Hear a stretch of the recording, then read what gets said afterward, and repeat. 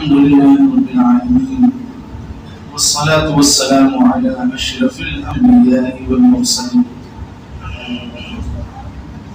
وعلى آله وأصحابه أجمعين. أما بعد فأعوذ بالله من الشيطان الرجيم. بسم الله الرحمن الرحيم. الذي خلق الموت والحياة ليبلوكم أيكم أحسن عملا وهو العزيز الغفور. صدق الله العظيم وصدق رسوله النبي الأمين المتين المبين المعين الكريم، ونحن على ذلك لمن الشاهدين والشاكرين والحمد لله رب العالمين.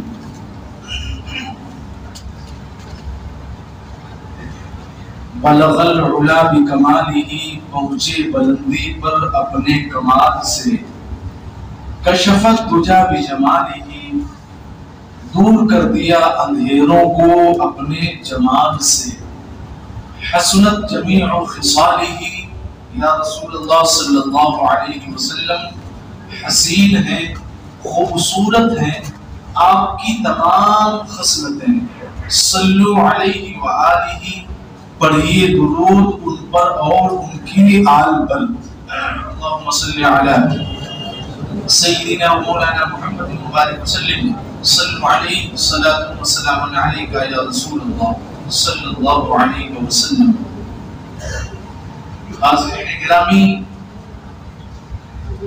آج جمعۃ المبارکہ کا عظیم الشان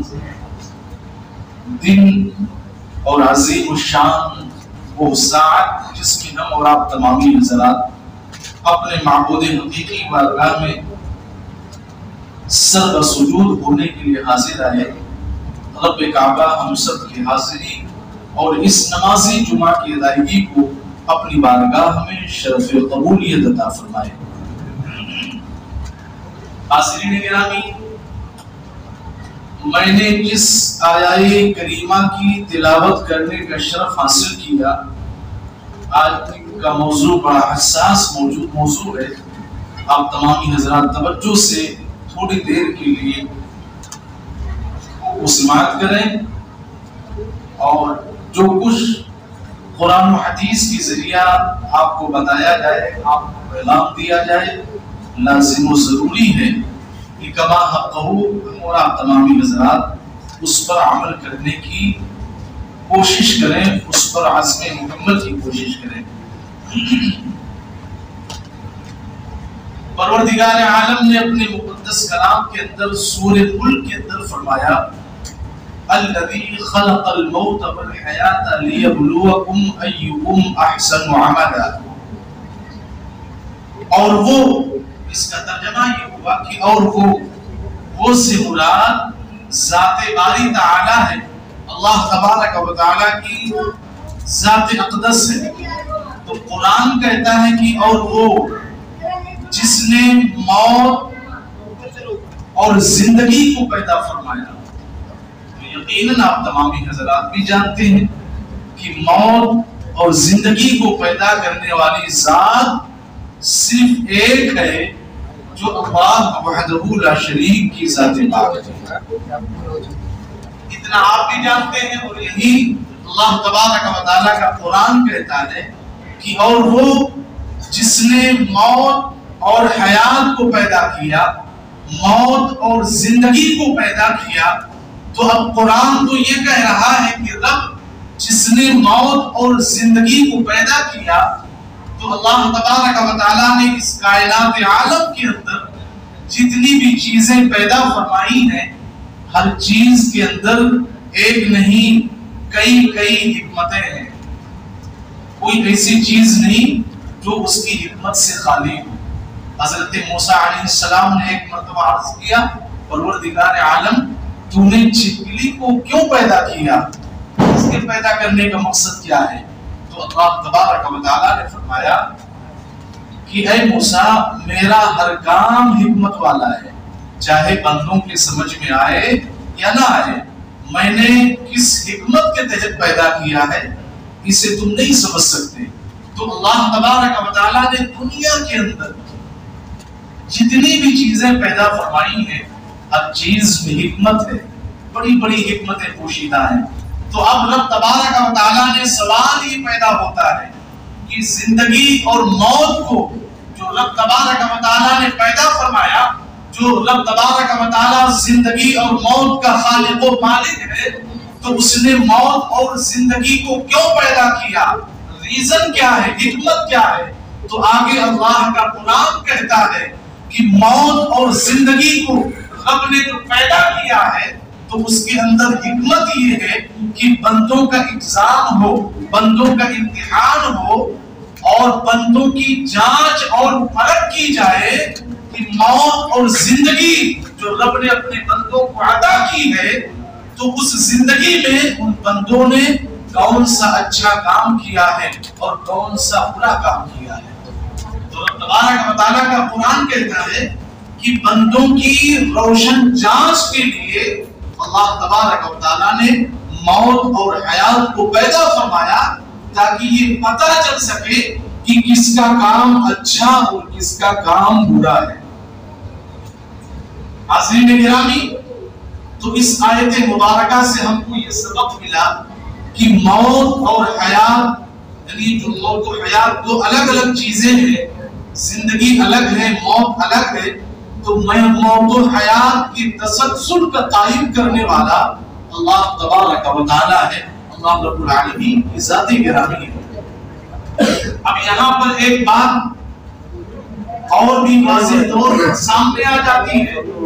کہ دنیا اور ما فیہا کی جتنی بھی چیزیں ہیں، چاہے وہ ایک ذرہ ہی کیوں نہ ہو، ایک ذرہ ہی کیوں نہ ہو، ایک قطرہ ہی کیوں نہ ہو، دنیا اور ما فیہا کی جتنی بھی چیزیں ہیں سب اللہ تبارک و تعالیٰ کے حکم ہی سے معنی سے وجود میں آتی ہیں، اور دنیا کی جتنی بھی چیزیں ہیں سب کی سب چیزیں اسی پروردگار عالم کے حکم سے وجود میں آتی ہیں اور اسی کے حکم سے وجود میں آ کے موجود بھی ہوتی ہیں اور اسی کے حکم سے معدوم یعنی ختم بھی ہوتی ہیں۔ اب یہاں یہ سبق مل گیا کہ اللہ ہی ایسا خالق و مالک ہے کہ جس کے حکم سے ذرہ ہو یا قطرہ وجود میں آتا ہے، وہی پروردگار عالم ہے کہ جس کے حکم سے ایک ذرہ ہے، ایک قطرہ ہے، تو وہ قطرہ کبھی دریا بنتا نظر آتا ہے، وہ ذرہ جو ایک فقط ذرے کی شکل میں ہے، لیکن اگر حکم باری تعالی ہو جائے تو وہی ذرہ آفتاب بنتا ہوا نظر آتا ہے۔ تو پتہ چلا ہر شے ہر چیز کا خالق و مالک صرف خدا وحدہ لا شریک، ہمارا اور آپ کا اور سب کا خالق و مالک اللہ رب العالمین ہے۔ تو اب یہاں اس آیت کے تحت پروردگار عالم نے یہ حکمت بھی ہم کو سمجھا دی کہ اے میرے بندو، یہ موت و حیات کا جو تسلسل میں نے قائم کیا ہے تو اس کا مقصد تمہارا امتحان لینا ہے۔ اے میرے بندو، میں نے تمہیں سننے کے لیے کان، دیکھنے کے لیے آنکھ اور سوجھ بوجھ رکھنے کی صلاحیت رکھنے کے لیے میں نے تمہیں ذہن و فکر، دماغ، فہم و تدبر، سوجھ بوجھ رکھنے کی صلاحیت عطا فرمائی ہے، اور پھر اس کائنات عالم میں، اس نظام عالم میں اے میرے بندو، میں نے تمہیں اعلیٰ و عرفہ مقام بخشا ہے، اور تمہاری رہنمائی کے لیے، تمہاری ہدایت اور حفظ کے لیے تمہیں تمہارا تعلق مجھ سے مضبوط ہو، جڑ جائے، تمہارا کنیکشن دادم وفات تک مجھ سے قائم و دائم رہے، سلامت رہے، تو میں نے اس تعلق سے انبیاء کرام اور رسولان اعظام کی ایک نورانی جماعت، ایک نورانی ٹیم کو بھیج دیا تاکہ قدم قدم پر تمہاری رہنمائی کرتے ہوئے تمہیں گناہوں سے اور خرابی کے کام سے اور بدعت و ظلمات کا راہی بننے سے وہ انبیاء کرام کی جماعت تمہیں بچاتی ہوئی نظر آئے، اور تمہیں وہ صراط مستقیم راہ ہدایت کی طرف گامزن کرتے ہوئے نظر آئے۔ تو پروردگار عالم اس آیت کے تحت یہ فرمانا چاہتا ہے کہ اتنی ساری نعمتیں اے میرے بندو میں نے تمہیں عطا کی، اب کیا تم یقینی طور پر جس چیز چیز کا مطالبہ میں کرتا ہوں اور جس چیز کا مطالبہ میرا کلام قرآن مجید تم سے کر رہا ہے، کیا اس مطالبے پہ، اس مطالبات پر کیا تم کھڑے اترتے ہوئے نظر آتے ہو، یا اپنی زندگی بیجا طور سے واہیات اور خرابیوں میں گزارتے ہوئے نظر آتے ہو؟ اے میرے بندو، کیا میں نے جو فرمایا ہے کیا اس کے مطابق تمہارا طرز عمل ہے، تمہاری زندگی کا معاملہ ہے؟ تو یہ آیت اسی تحت ہے کہ اللہ تبارک و تعالیٰ اپنے بندوں کا امتحان لینے کے لیے ان کی صحیح جانچ اور صحیح پرکھ کرنے کے لیے پروردگار عالم نے ہمیں زندگی عطا فرمائی اور زندگی کے بعد موت بھی عطا فرمائے گا۔ تو اب خوش نصیب ہے وہ لوگ جو دنیا کی زندگی کو غنیمت جان کر اللہ تبارک و تعالیٰ کو راضی کرنے والا کام کرتے ہیں۔ بہت سے لوگ ہیں کہ رب تبارک و تعالیٰ نے زندگی عطا فرمائی، مال و دولت سے بھی نوازا، عزت و شہرت اور کرسی و حکومت سے بھی نواز دیا، لیکن ان کا ہر قدم جب اٹھتا ہے تو اللہ تبارک و تعالیٰ کے فرمان کے خلاف اٹھتا ہے، حضور کی سنتوں کے خلاف اٹھتا ہے، اور ان کا ہر عمل، ان کا ہر فعل اللہ رب العالمین کی ناراضگی کا باعث بنتا ہوا نظر آتا ہے۔ دنیا کی زندگی میں آپ زور اور طاقت دکھا کر ایک دوسرے پر غلبہ حاصل کر لیں گے، ایک دوسرے کو زیر کر دیں گے، ایک دوسرے پر فتح حاصل کر لیں گے، لیکن یہ جو امتحان کے لیے رب تبارک و تعالیٰ نے زندگی اور موت ہمیں عطا فرمائی، یا زندگی اور موت کا جو خالق و مالک ہے، تو دنیا کی زندگی جب ہماری ختم ہو جائے گی تو جو کچھ ہم نے کالا یا سفید، اچھا یا برا کیا ہوگا، تو پائی پائی کا حساب ہمیں اپنے رب کے حضور میں پیش کرنا ہوگا اور پائی پائی کا حساب دینا ہوگا۔ اور ذرا حدیث سناتا ہوں، حضرت ابو ہریرہ بڑے عظیم صحابی ہیں، انہوں نے حضور علیہ السلام کی بارگاہ میں عرض کیا کہ یا رسول اللہ صلی اللہ علیہ وسلم، ذرا یہ بتائیں کہ دنیا کی زندگانی میں کون سا ایسا شخص ہے جو سب سے زیادہ عقل مند ہو؟ اگر میں آپ سے پوچھوں کہ اتنے لوگ یہاں بیٹھے ہو، آپ ذرا یہ بتاؤ، ذہنی آزمائش ہے، آپ کو یہ بتلائیں کہ کون شخص ایسا ہے دنیا کے اندر، تمہاری جماعت میں، تمہاری سوسائٹی میں، تمہارے سماج میں کون سا ایسا شخص ہے جو عقل مند ہو؟ تو یقیناً آپ کا جواب قرآن نے جو جواب دیا ہے یا حدیث کے اندر جو حضور نے فرمایا ہے اس سے ملنے ہے کہ اس سے مختلف الگ ہوگا۔ جانتے ہو نبی کریم صلی اللہ علیہ وسلم سے جب پوچھا گیا کہ عقل مند کون شخص ہے دنیا کے اندر، دنیا کی زندگانی میں کون ایسا ہے کہ جو عقل مند کہلانے کا مستحق ہے، لائق و فائق ہے، تو نبی کریم صلی اللہ علیہ وسلم نے فرمایا کہ جو موت کو زندگی پانے کے بعد جو بندہ اپنی موت کو کثرت سے یاد کرنے والا ہو، اور ما بعد الموت یعنی مرنے کے بعد، موت کے بعد جو معاملات ہوں گے، تو بعد موت یعنی موت کے بعد والی جو زندگانی اور جو معاملہ اس کے ساتھ ہونے والا ہے، تو اس کی مکمل تیاری کرنے والا ہو۔ کیا سمجھا آپ نے؟ حضور نے فرمایا کہ جو موت کو کثرت کے ساتھ یاد کرنے والا ہو اور موت کے بعد والی جو زندگانی ہے اس کی تیاری، مکمل تیاری کرنے والا جو شخص ہے، آقا فرماتے ہیں کہ تمہارے سماج میں، تمہاری سوسائٹی میں اگر ایسا کوئی بندہ ہے تو آقا فرماتے ہیں رب تبارک و تعالیٰ کی عزت و جلال اور بلندی کی قسم، وہی بندہ، وہی شخص، وہی انسان سب سے زیادہ عقل مند ہے۔ آپ تمام اللہ سے گزارش ہے کہ دوسرے مسئلے کے لیے آپ تمام حضرات کی زیادہ سے زیادہ تعاون فرما کر داخلے حسنات مسجد کے لوگ آپ تمام حضرات کے سامنے سے گزر رہے ہیں، آپ تمام حضرات زیادہ سے زیادہ خیال فرمائیں۔ کونے کا لائن ہے حاضرین گرامی، تو کیا سمجھا آپ نے؟ آپ کو اللہ تبارک و تعالیٰ نے کتنی بڑی نعمت، دیکھیں زندگی بھی اللہ کی بہت بڑی نعمت ہے، اس کی قدر کرنی چاہیے. تو اب زندگی جو رب نے ہمیں عطا کی ہے، جوانی، بچپنا، پھر بڑھاپا آ جاتا ہے، تو اس زندگی کو ہم خرابی کے کام میں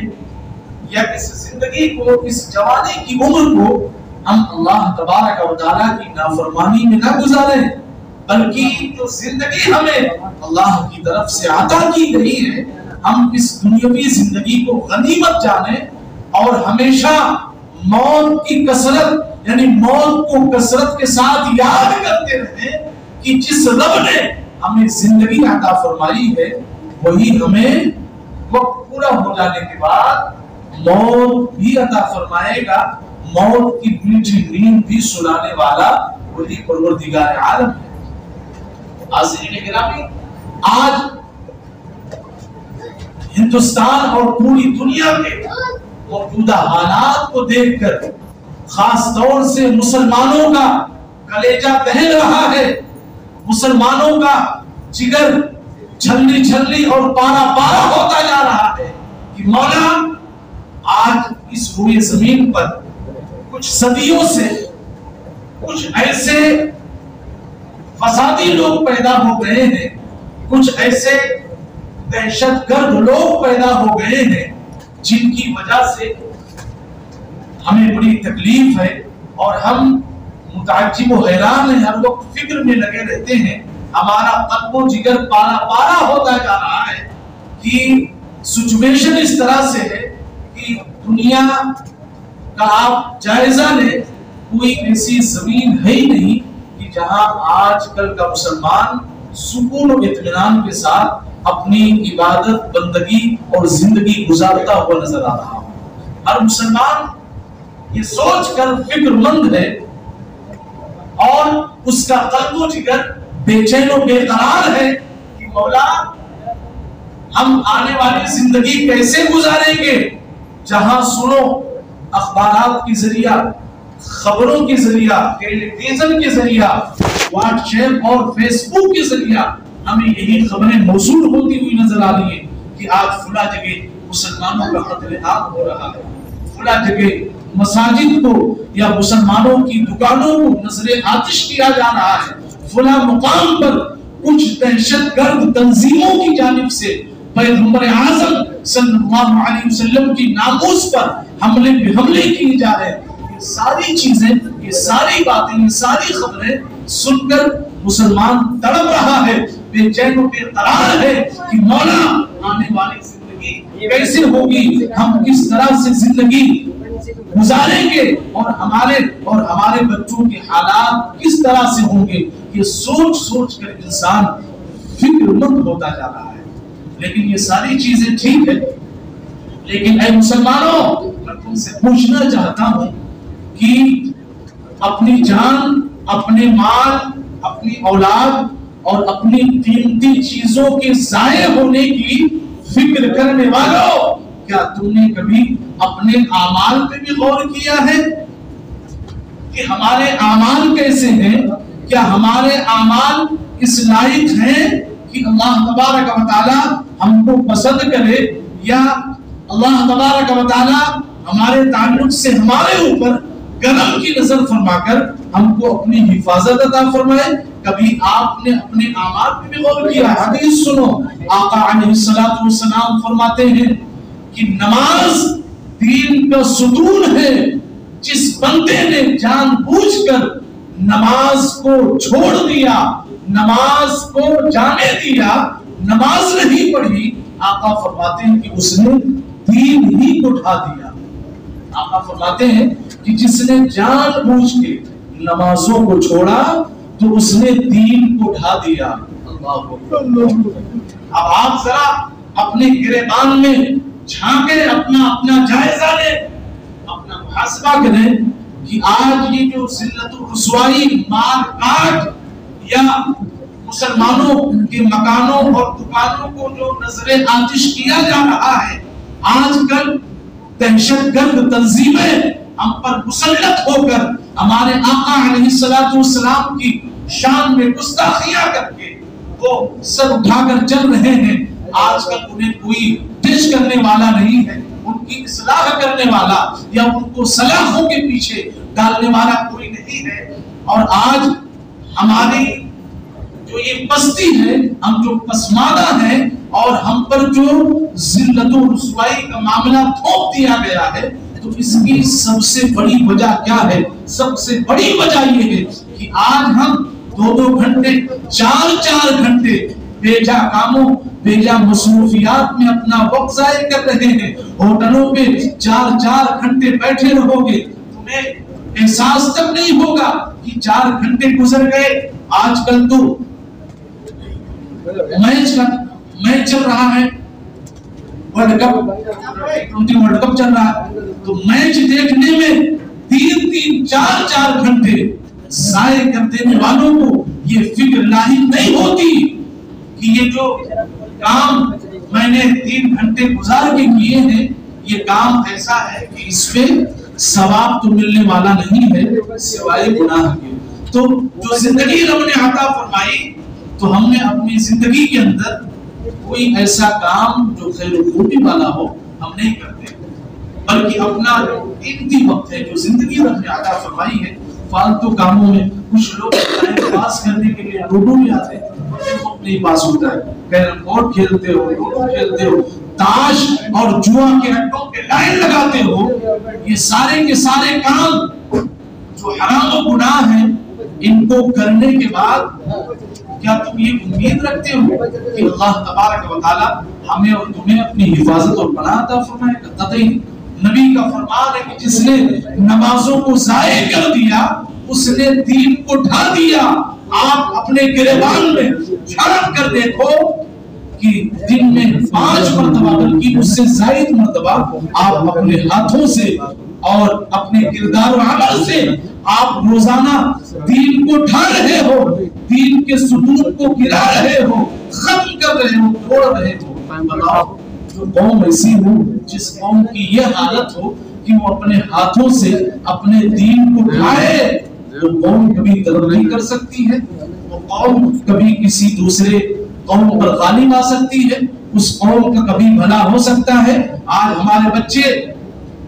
ان کے تہواروں کے موقع پہ ان کے تہواروں میں جو واقعات، گولے پٹاخے، ناچ گانا، ڈھول تاشا کو کچھ ہوتا ہے، آج تمہارے بچے کرتے ہوئے نظر آتے ہیں. میں دیکھتا ہوں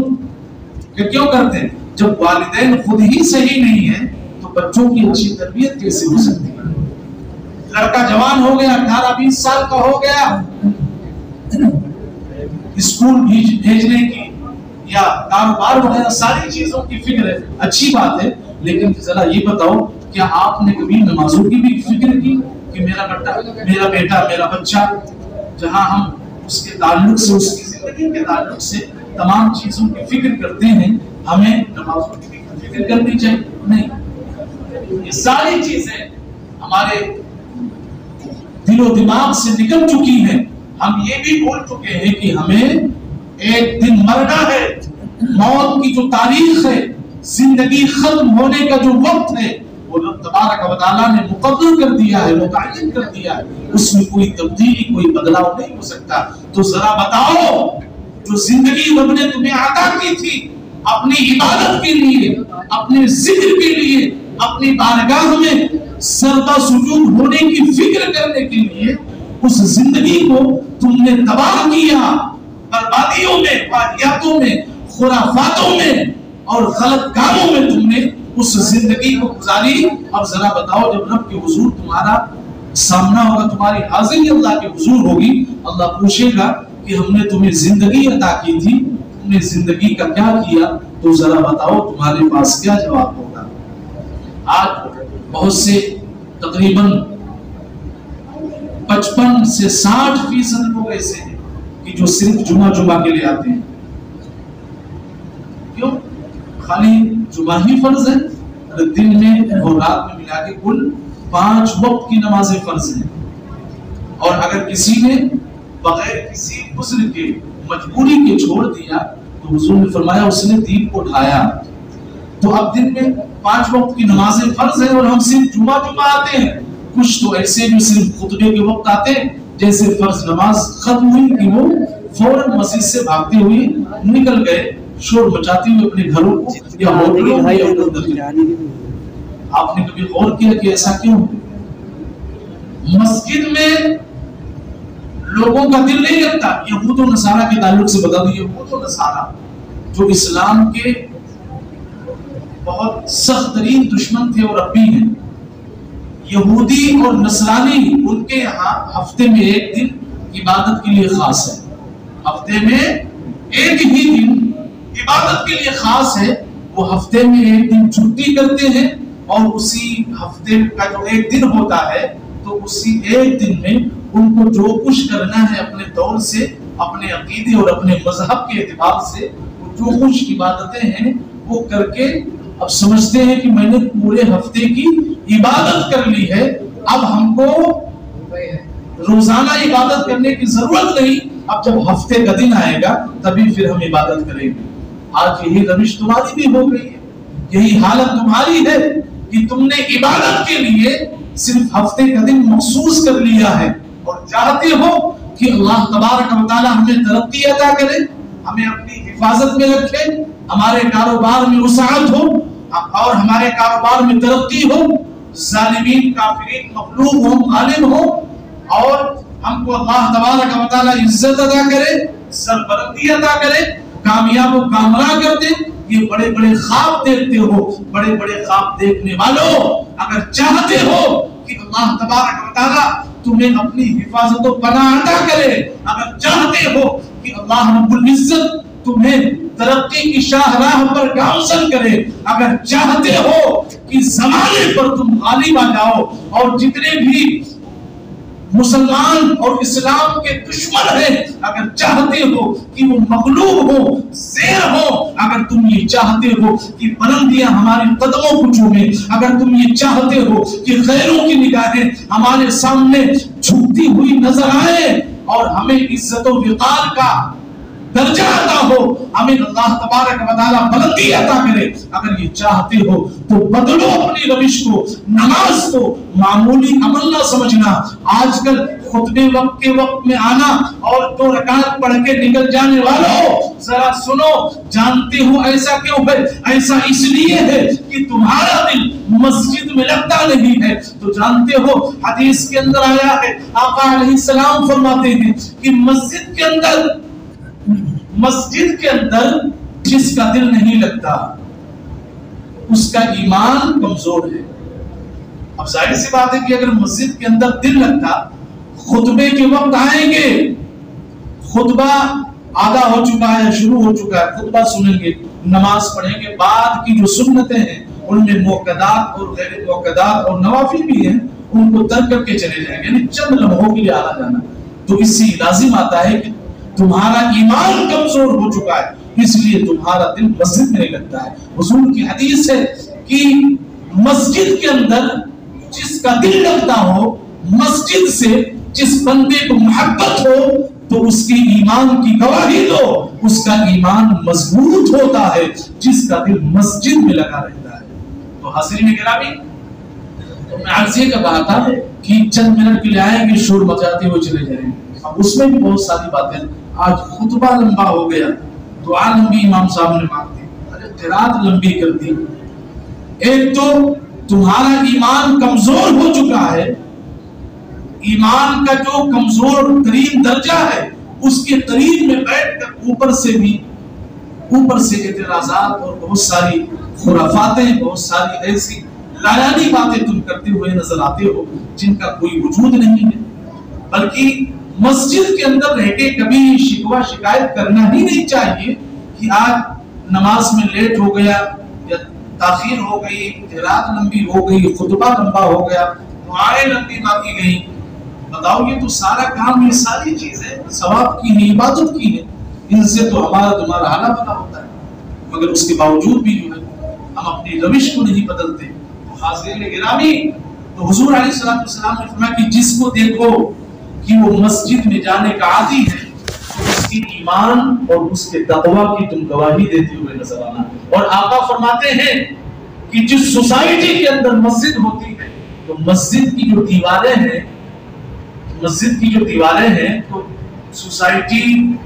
جس سوسائٹی میں مسجد ہوتی ہے تو مسجد کی دیواریں جس مسلمان کے مکان کی طرف ہوتی ہے، پچھم، پورب، اتر، دکھن، جس طرف بھی ہو، مشرق و مغرب، شمال و جنوب، تو جس کے مکان کی طرف جو دیواریں ہوں گی وہ دیواریں اس کے حق میں دعائیں خیر کرتی ہوئی نظر آتی ہیں۔ کون سی دعا؟ یعنی مسجد کی دیواریں بھی بستی کے ان مسلمانوں کے لیے جو مسجدوں کو آباد کرتے ہیں، مسجدوں کے اندر اللہ کا ذکر کرتے ہیں اور مسجدوں کے اندر سجدہ سجود ہونے کی جن کے اندر فکر ہوا کرتی ہے، اللہ کی مسجدیں اور مسجدوں کی در و دیواریں ان کے حق میں دعائیں خیر کرتی ہیں، اور اس طریقے سے مسجد کی دیواریں دعائیں کرتی ہوئی نظر آتی ہیں کہ مولا فلاں شخص تیرے گھر سے محبت کرتا ہے، تیرے گھر کو آباد کرتا ہے، مولا تو بھی اس کے مکان کو، اس کے گھر کو آباد رکھنا، کبھی ویران نہ ہونے دینا۔ اور اگر کوئی شخص مسجد میں نہیں آتا، مسجد کو آباد نہیں کرتا ہے، مسجد سے محبت نہیں کرتا ہے، مسجد کا ادب نہیں کرتا، تو مسجد پر دعائیں دیتی ہے کہ مولا جس سوسائٹی میں مسجد ہے مجھے بنایا گیا ہے، مجھے آباد سوسائٹی والے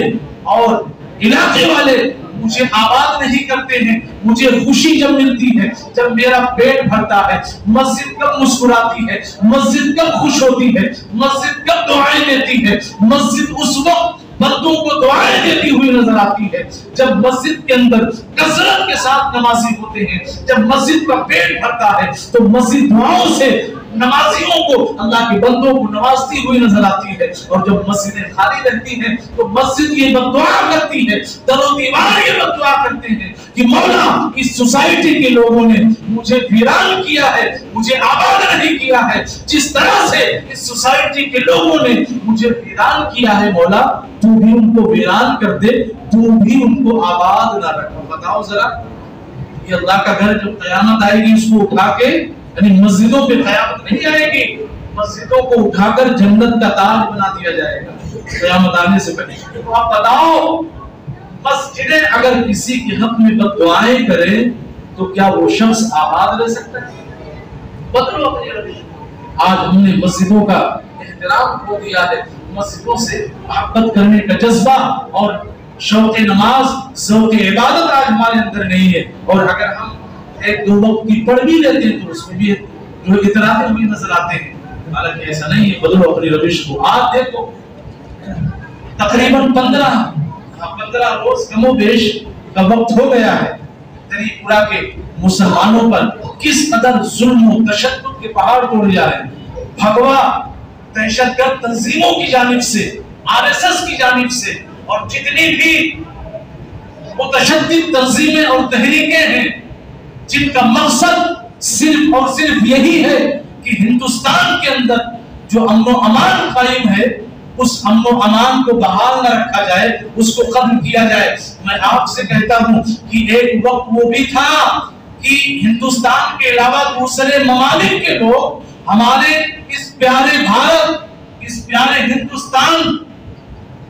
کے امن و امان اور یہاں جو بھائی چارہ ہے ہندو، مسلم، سکھ، عیسائی کا جو آپس میں تعلق اور رابطہ ہوا کرتا تھا، تو اس کی گواہی لوگ دوسرے ممالک میں دیا کرتے تھے کہ ہندوستان اکھنڈتا اور ایکتا کا ملک ہے، ہندوستان کا مسلمان ہو یا ہندو ہو یا سکھ ہو یا عیسائی ہو، سب آپس میں رہتے ہیں، جمہوریت کا نظام چلتا ہے، کسی کو یعنی ایک مسلمان کو ہندو سے تکلیف نہیں ہوتی، ہندو کو مسلمان سے تکلیف نہیں ہوتی، سکھ کو عیسائی سے اور عیسائی کو سکھ سے کوئی تکلیف نہیں ہوتی، آزادانہ طور پر آزاد ہو کر سب کے سب اپنے دھرم اور مذہب کے مطابق عبادت کرتے ہیں، اپنے رب کو پکارتے ہیں، اپنے مذہبی رہنما کا ذکر کرتے ہیں، ان کو یاد کرتے ہیں اور ان کے نام سے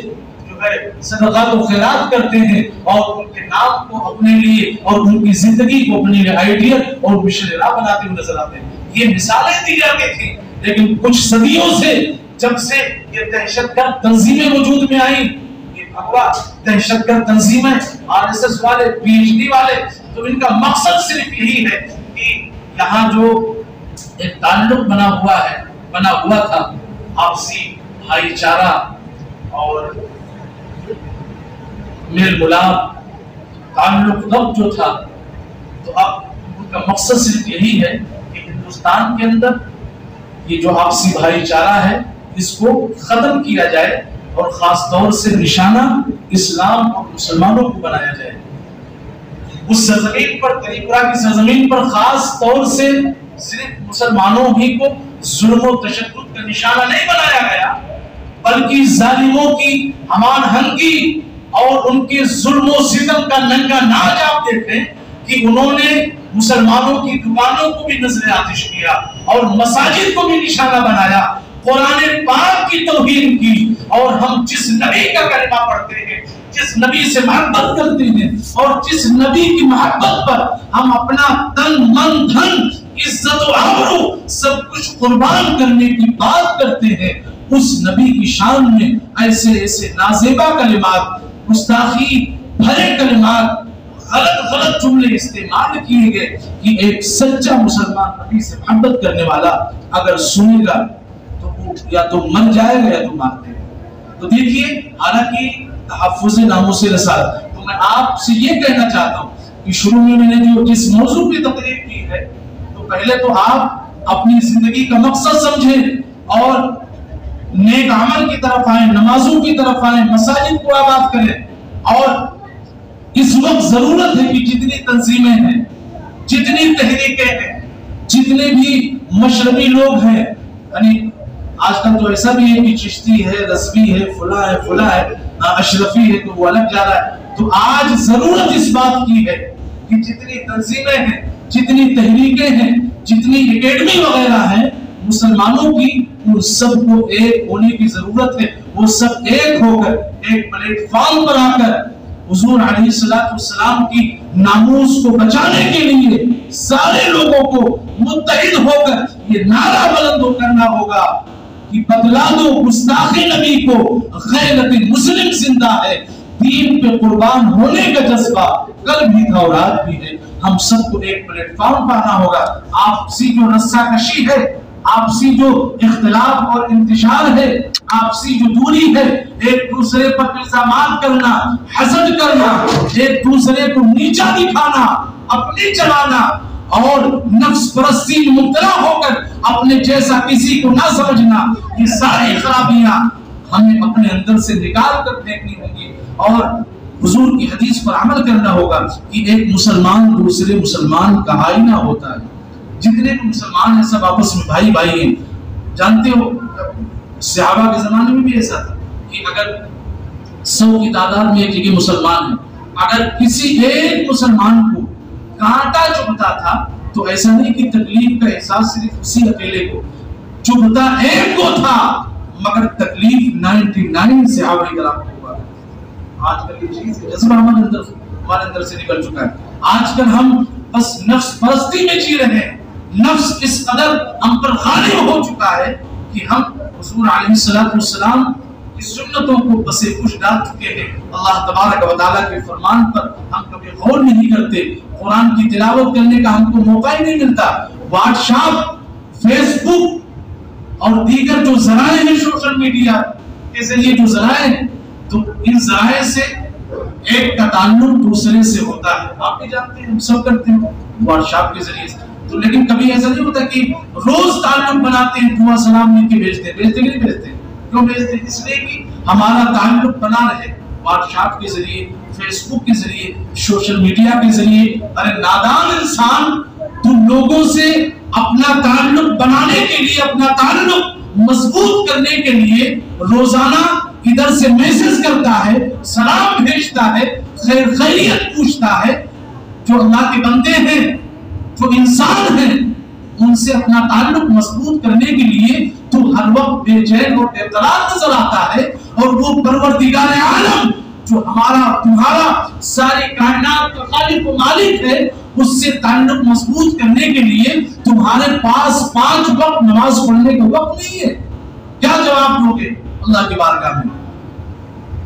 جس رب نے ہمیں سب کچھ عطا کیا، جو قدم قدم پر ہماری حفاظت کرتا ہے، جس سے ہم دعائیں مانگتے ہیں، جس سے ہم ہر چیز مانگتے ہیں، ہمیں عطا بھی کرتا ہے، ہم اس سے اپنا تعلق مضبوط نہیں کرتے۔ تو لہٰذا آخری بات یہی، آخری پیغام یہی ہے کہ آپ تمام حضرات اپنے رب سے تعلق مضبوط کریں، آپس میں متحد ہو جائیں۔ اب اختلاف اور انتشار کا دور نہیں رہا، جتنے مسلمان ہیں کل مومن اخوہ کے مطابق سب آپس میں بھائی بھائی ہیں۔ میں آپ تمام حضرات کے سامنے ایک اعلان کر دیتا ہوں، رضا اکیڈمی جو بہت ہی متحرک اور فعال تنظیم ہے، اللہ سلام